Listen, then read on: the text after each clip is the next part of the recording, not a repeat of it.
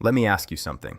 What if I told you that almost every major war, every economic crisis, and every act of American foreign policy over the last 50 years has one thing in common: a single financial mechanism that most people have never heard of? Not Wall Street, not the Federal Reserve, not even the IMF. I'm talking about the petrodollar system.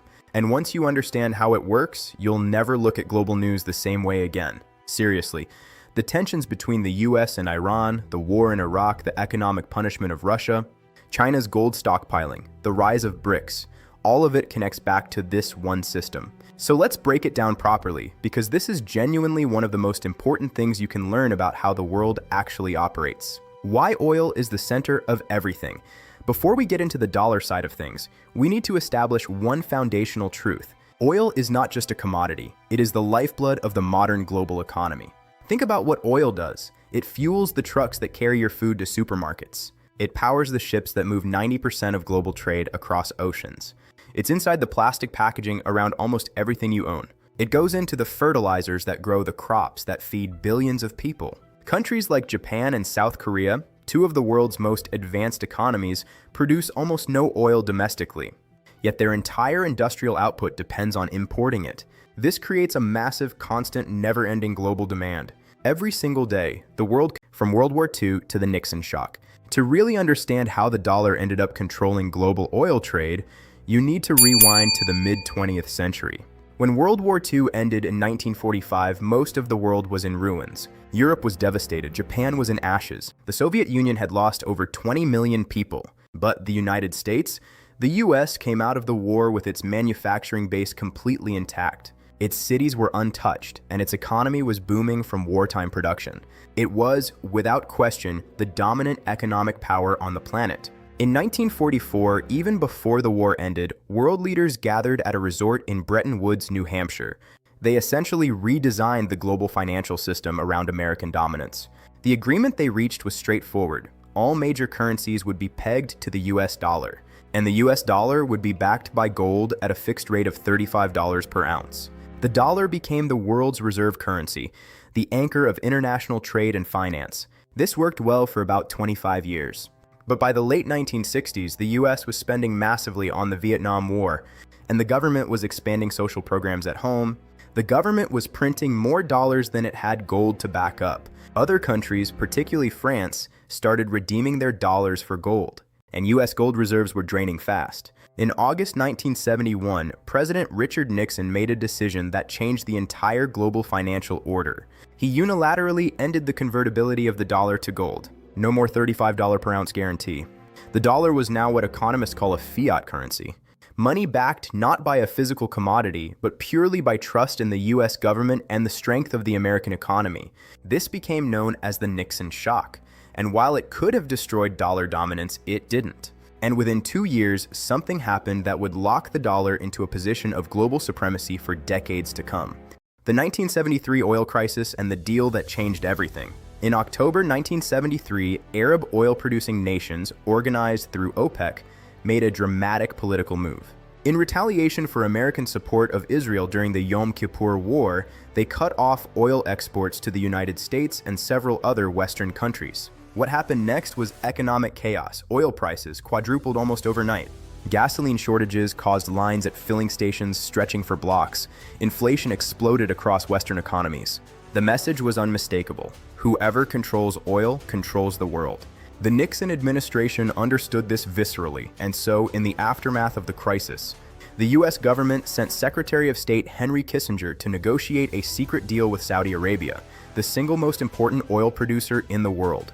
The deal had two parts, and both sides got something they desperately needed. Saudi Arabia would agree to do two things: price all of its oil exclusively in US dollars, and invest its surplus oil revenues in US Treasury bonds, essentially lending money back to the American government. In return, the United States would provide Saudi Arabia with military protection, security guarantees, and access to how the system actually works and why it's so powerful. Here's the mechanism that makes this so significant and why economists and geopolitical analysts still talk about it as one of the most powerful structural advantages in history. Every country in the world needs energy. Even countries that have no diplomatic relationship with the United States, Even countries that actively resent American foreign policy need oil to run their economies, and because oil is priced in dollars, they need dollars to buy it. That means Japan has to acquire dollars before it can power its factories. Germany needs dollars to fuel its logistics industry. India needs dollars to run its transportation network. Every emerging market, every developing economy, every industrialized nation, they all need to maintain dollar reserves. Think about what that means for the United States. There is a built-in, structural, non-negotiable global demand for American currency that has nothing to do with whether other countries like or trust the US. They need dollars the same way they need oil. This creates several massive advantages for Washington. First, it keeps the dollar strong. Constant global demand for a currency supports its value. When everyone needs dollars, the dollar doesn't weaken easily. Second, it allows the US to borrow at remarkably low interest rates. When the US government issues treasury bonds, there's always a buyer because oil-producing nations need somewhere to park their dollar earnings. This is why the US can run enormous deficits without triggering the kind of currency crises that would destroy smaller economies. Third, and perhaps most significantly, it gives the US extraordinary geopolitical leverage. Because so much of international trade is denominated in dollars and processed through American financial institutions, the US can use financial sanctions as a weapon with devastating effectiveness. Now, there's another layer to this that most people miss entirely, and it's called petrodollar recycling. When Saudi Arabia or the UAE or Kuwait sells hundreds of billions of dollars worth of oil every year, they end up sitting on enormous piles of US dollars. They can't just store cash in warehouses. They need to deploy that money, invest it, grow it, put it to work. And where do they invest it? Largely, back into the United States. Saudi Arabia holds hundreds of billions in US Treasury bonds. Gulf sovereign wealth funds invest in American real estate, American corporations, American financial markets. Qatar owns stakes in major global companies. The Abu Dhabi Investment Authority is one of the largest sovereign wealth funds on the planet, and a huge portion of it is deployed in dollar-denominated assets. So the loop looks like this. Countries buy oil with dollars, oil producers earn dollars, oil producers invest those dollars in US assets, American financial markets receive a constant flow of capital, and the dollar stays strong, which means the next round of oil purchases still needs to happen in dollars.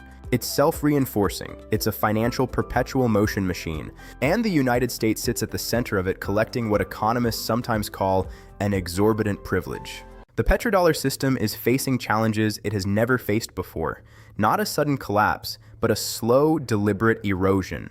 It is happening from multiple directions simultaneously.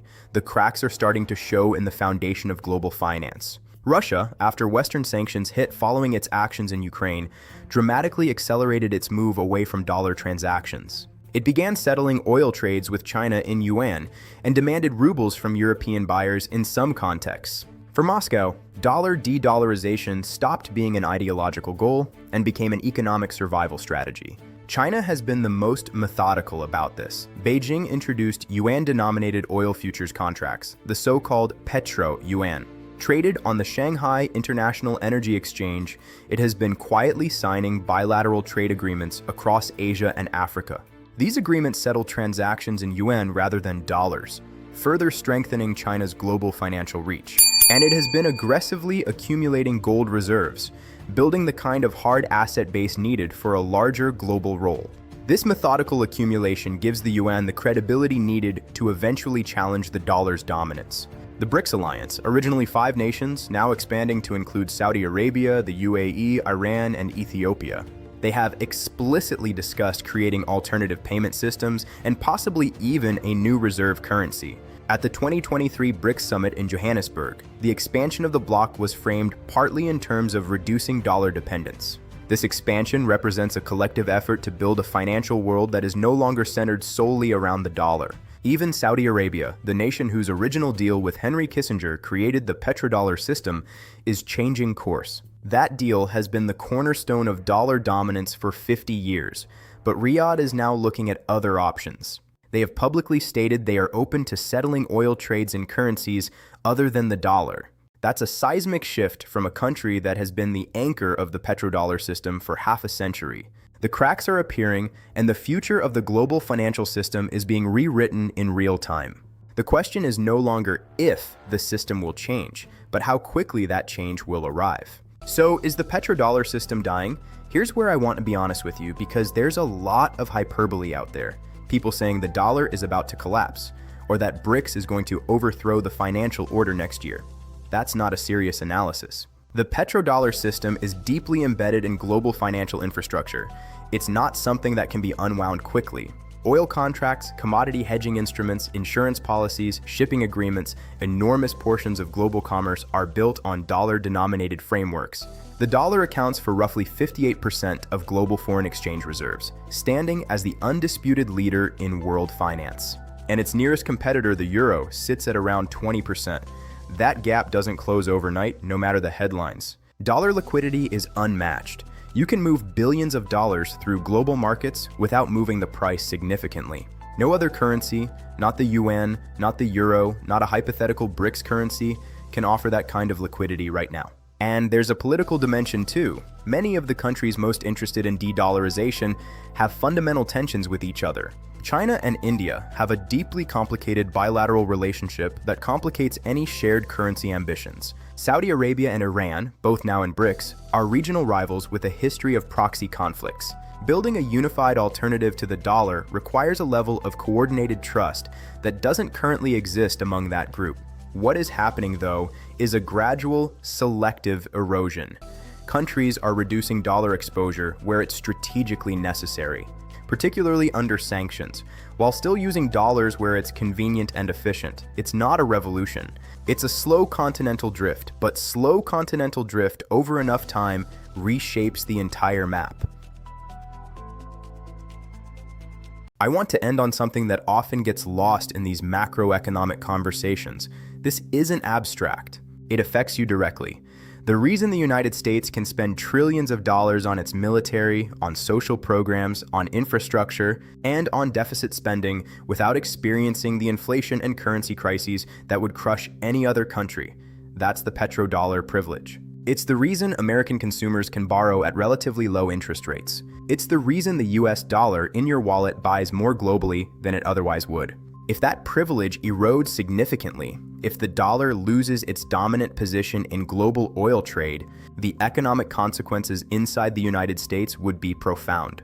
Interest rates would rise. Borrowing costs for the government and ordinary Americans would increase. The standard of living underwritten by dollar dominance would face real pressure. That's why Washington takes this issue seriously behind closed doors, even when politicians don't talk about it on television.